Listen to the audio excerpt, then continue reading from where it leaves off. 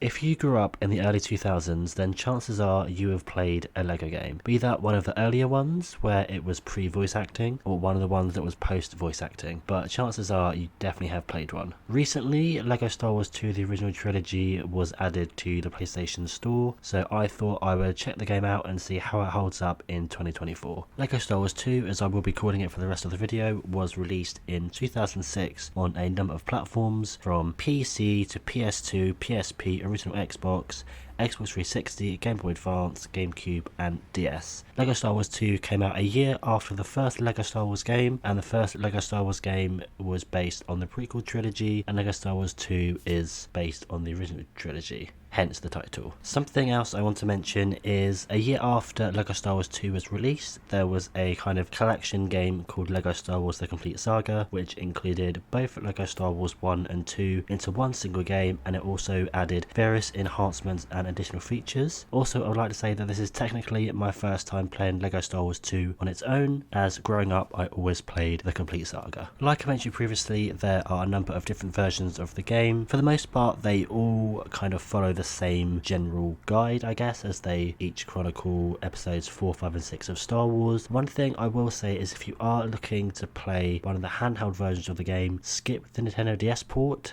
as one of the last levels is bugged, and so it makes it quite hard to finish the game. Also, I would like to mention that I'm not like a massive Star Wars fan, I'm more like a casual average fan, so this review is coming from a more casual fan's perspective of Star Wars. Also, all the footage you are seeing in this video is of the PS5 port of LEGO Star Wars 2, which was released in June of 2024. Like I mentioned previously, the story of LEGO Star Wars 2 chronicles episodes 4, 5 and 6 of the original Star Wars trilogy. For the most part, it does a pretty good job at recapping the three films' story, but if you haven't watched the films, then following these LEGO cutscenes may be a bit difficult, as much with some of the older LEGO games, this was pre-voice acting, so all of the story is told through mimes and slapstick. Also, the story that being told in each film is heavily abridged, as each film is only 6 levels long, so they've got to cram an entire film's plot into 6 levels, so they pick kind of like the key moments to turn into LEGO levels. Overall, I would say the way that the stories are told in LEGO Star Wars 2 is quite well done, and like I mentioned previously, having a first-hand knowledge of the 3 Star Wars films would be highly recommended for diving into LEGO Star Wars 2. Gameplay wise, LEGO Star Wars 2 is a action adventure game, and like I mentioned previously, it follows the protagonist of the Star Wars films going through 6 different levels from the specific points of the film it's based on. The common thing you will be doing from level to level is solving, I guess, puzzles, you could call them, to progress further. Most of them take the form of just building certain LEGO objects that will help you progress through the level, but some of them come in forms of, say, switch puzzles where you would need certain characters to progress further. That brings us on to the kind of party, I guess you'd call them, in the game, as some of the levels feature just 2 characters, as this game can be played couch co-op, but quite a lot of the levels feature, I want to say like 3, 4, maybe 5 characters in a level, so you can switch between whoever you want to play as the most, like who is your favourite character. But there are some switches that require certain characters to open doors, such as there are specific R2-D2 and C-3PO doors that you can only open with those characters, and that is all dependent on if they were there in the story to begin with. If not, then you'll need to come back in something that is called free play mode. Free play mode is kind of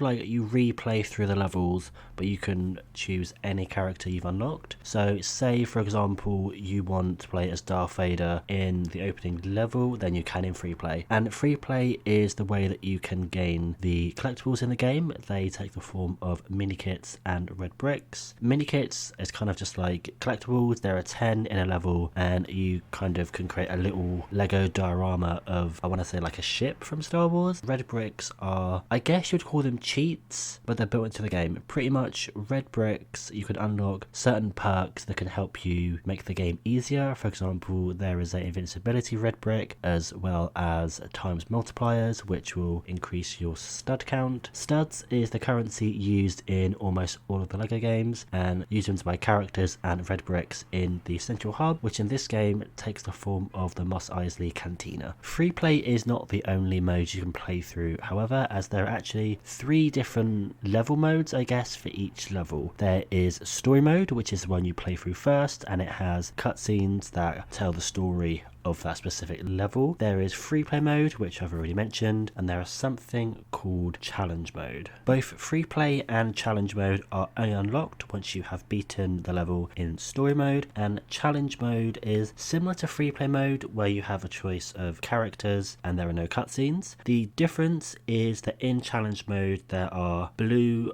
I guess, canisters that are like mini kits. They are scattered throughout the level, and your goal is to find them within a time limit, and depending on each level dictates how long the time limit will be. There is technically a 4th mode, I guess, in LEGO Star Wars 2, and that is something called Super Story, which kind of sees all the levels of a film stitched into one, and you have to play through them all without a break. So it's kind of like a speed run mode for the entire film. Something I haven't mentioned yet is combat, I guess you'd call it. There is some combat in this game, but as this is a game that in the UK has a rating of 7, it's not the most in-depth. Each character is either equipped with a lightsaber or a blaster, and depending on which weapon obviously dictates the style of combat. For example, blasters just shoot the red blaster bolts, and lightsabers obviously are lightsabers. You swing them around and they make the cool noise and they kill enemies. Also, there is vehicle missions in this game. These vehicle missions I have a love-hate relationship with, as the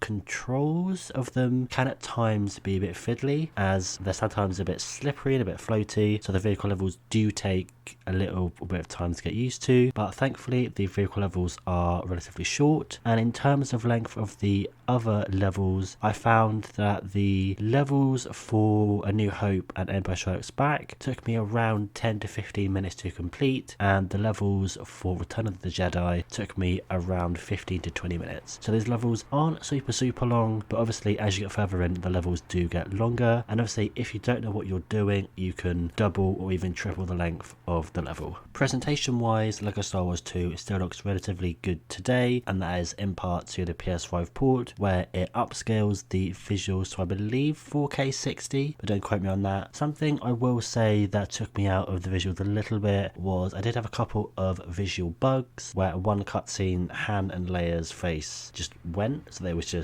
the character model but they had no face. Something that took me out of the game a little bit was the game is quite crisp for the most part thanks to the upscaling, but some of the character torsos are still quite low poly and blurry, so kind of can seem a little bit jarring when you're looking at the kind of crisp quality, I guess. Then you look down at the character's chest model and it is quite blurry, but that could be down to the PlayStation emulation that they're using. What I will say is this PS2 emulation is way better than the one that was found in Tomb Raider Legend. I have done a review on Tomb Raider Legend, which I will leave in the description and hopefully in the iCard in the corner. So to answer the question that I posed in the title of this video, and that is LEGO Star Wars 2 worth it in 2024? For the most part, I would say it still holds up incredibly well, and in some aspects it is even better than the most recent LEGO game, that being the Skywalker Saga. I didn't have the greatest time with the Skywalker Saga, as I found it just a bit too bloated and large, and also the levels in the Skywalker Saga are very short and happen very quickly. Also, I just want to say that I do have nostalgia for the earlier LEGO games, so that definitely played a huge part in my enjoyment factor of this game. But if you wanted to play through one of the LEGO Star Wars games and you have a PS4 or 5, then I would say give this version a go, and who knows, you may really enjoy it. But there we are, that is my review of LEGO Star Wars 2, the original trilogy. I'd love to hear what you guys think of this game down in the comment section down below. Have you picked this game up and are playing through it? Do you intend to, or do you just plan on skipping it altogether? But that's all I have for this video. If you've liked it, please give it a big thumbs up and subscribe, and I will see you next time.